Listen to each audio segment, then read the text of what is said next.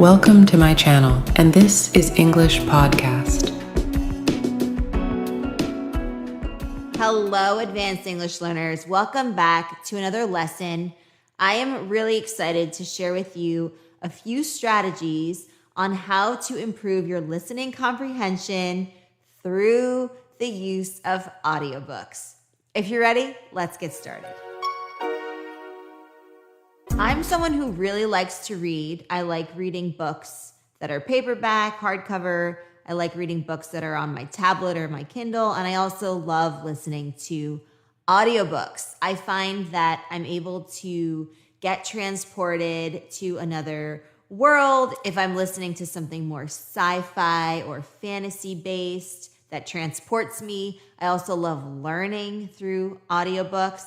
And I find that this is a way of really being able to consume content while doing something else. For example, you might be biking, you might be walking, well, stationary biking, of course, not on the road. You might be doing some tasks around the house, such as vacuuming, cleaning, maybe you're preparing your meal. And so I really like to do this at the times when I feel like I want to be doing something as well to enrich myself and not just doing the task at hand, if that makes sense. So this is a great way to get in a few more books that you want to read during the year and just keep on improving yourself. Keep improving your language skills, keep improving your communication skills, keep improving other things, aspects that you want to learn. So I'm a big fan of audiobooks. All right. That being said, as I was listening to one of my recent audiobooks, which I just finished, by the way, and it was a really good book. I can share with you what I read in the comments if you're interested. But I was thinking, how can somebody who is maybe learning English through audiobooks, for example, how would they improve their listening comprehension? So I'm going to share with you a few of the strategies that I came up with that are also based on my own journey through learning different languages and consuming content and learning from what I read and what I listen to. Okay, that being said, let's get into the strategies. The first strategy is to visualize the words. Now, what I mean by this is as you are listening, I want you to basically see the words as they are being spoken, meaning as they are being received into your own hearing.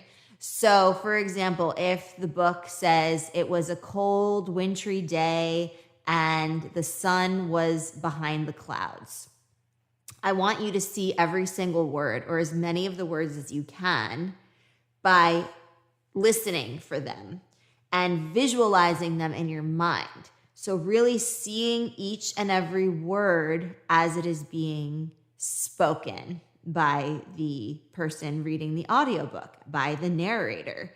And doing so will help you identify different grammar, different tenses, different vocabulary, expressions, paying attention to syntax, word order, and the nitty-gritty of English. Okay, so that's the first one. Now, if you want to take this a step further, what you can do is a dictation.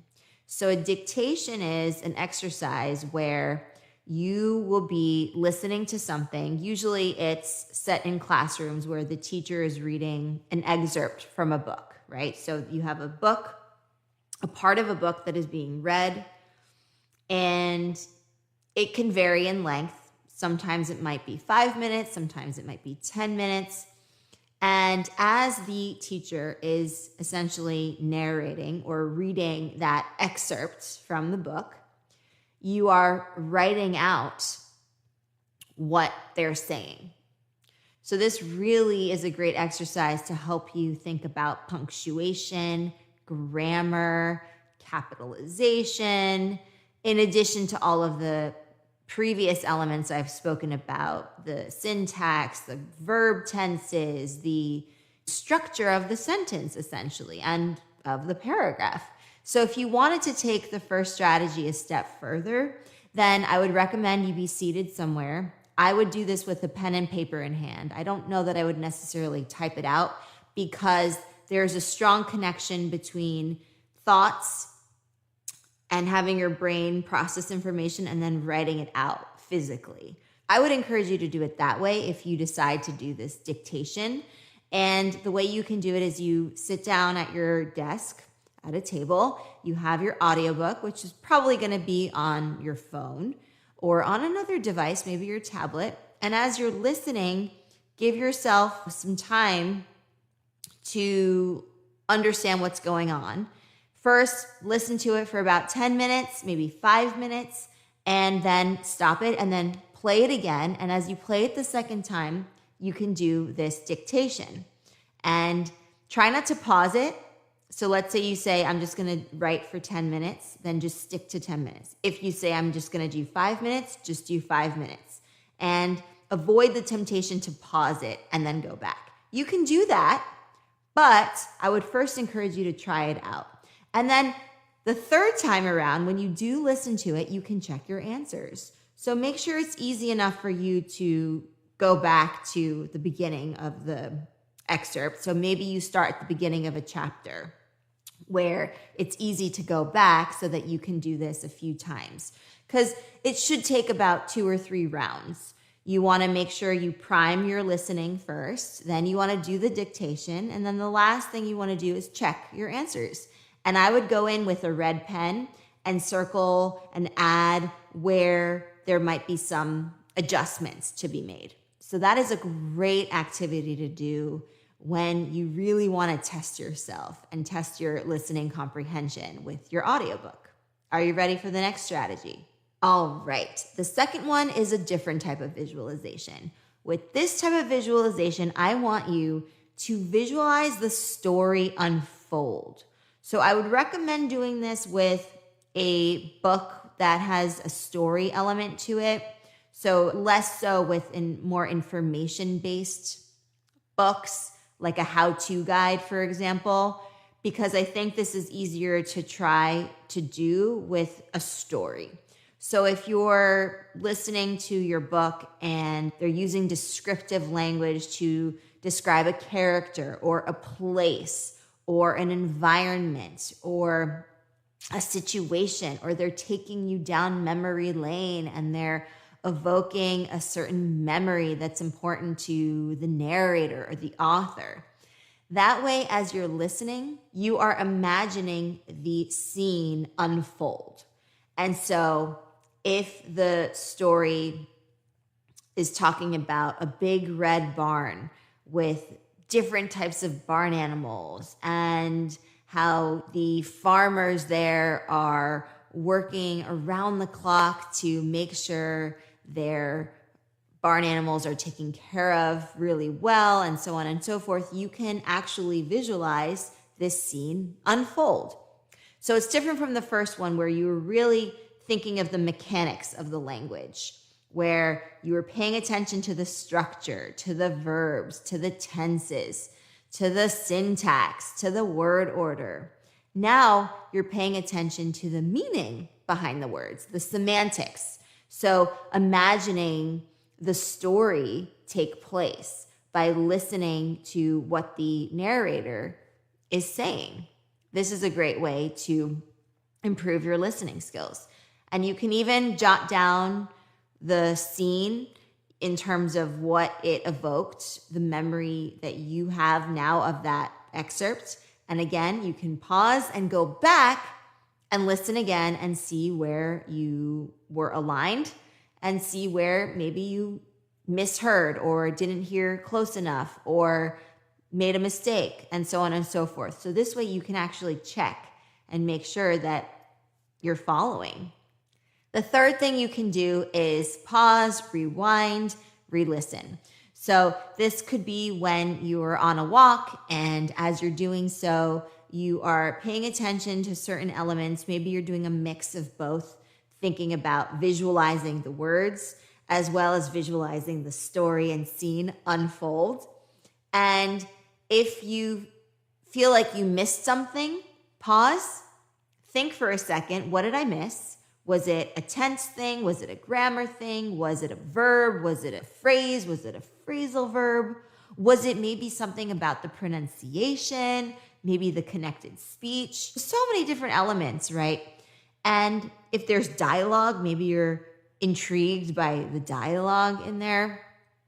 So I would recommend doing this when you are out and about and you're in the middle of piecing together the story as well as the mechanics of the language. That's a good exercise to do when you are fully focused on that, but your mind is at ease by walking, right? There's so many therapeutic benefits of walking, especially in nature. So if you can do this where you're in a relaxed state and you're also paying attention, I would recommend doing this. Of course, make sure you're walking in a safe way, right? You don't want to be bumping into people or having any issues with traffic, but it's a good thing to do when your mind is also relaxed. And I say walking, but you could just as easily be sitting down and consuming your audiobook, listening to your audiobook as you do this.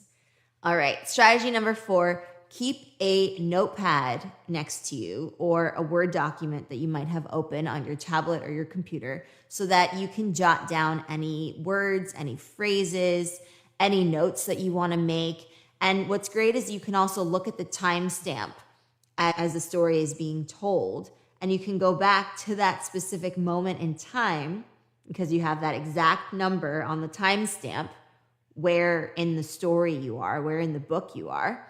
And you can always go back. So what I like to do is I like to make a note of what I'm doing. So I have the timestamp there, and then I jot down my thoughts, my questions, my comments, maybe things I want to revisit.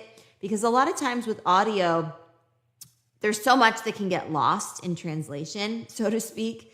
Even if you are a native speaker and you're listening to a book in your L1, your native language, you might need to go back, right? With a book, it's easy enough to just go back, just physically turn the pages back and revisit something. Maybe you make a note in the margin. With an audiobook, that's not the way we can do things. So you can bookmark it physically in your app if you're using something like Audible, which is the Amazon app, or if you're using Libby, which is the free library app.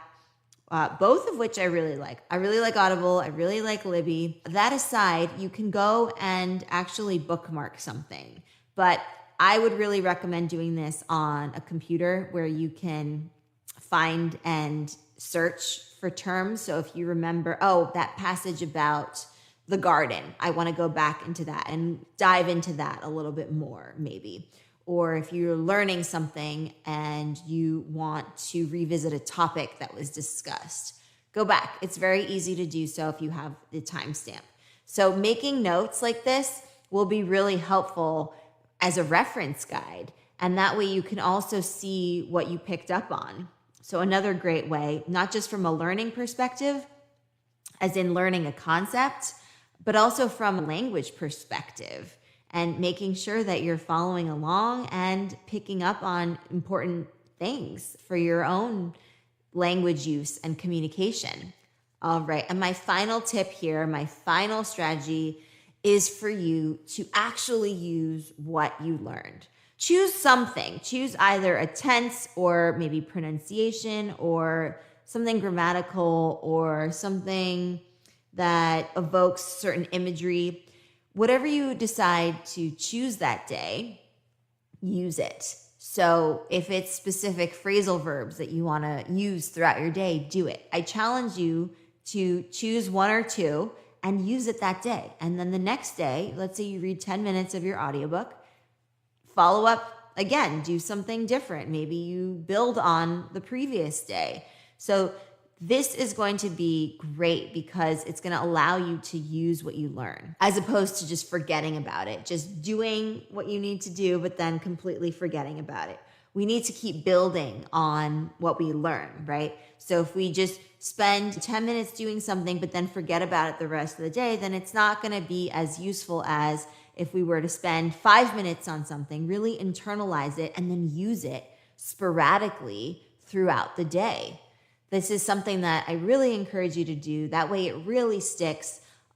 A lot of you ask me, how do I make my vocabulary stick? I really want to improve my vocabulary. I really want to learn more words. I really want to be able to choose a word that I can replace if I forget another word while I'm speaking.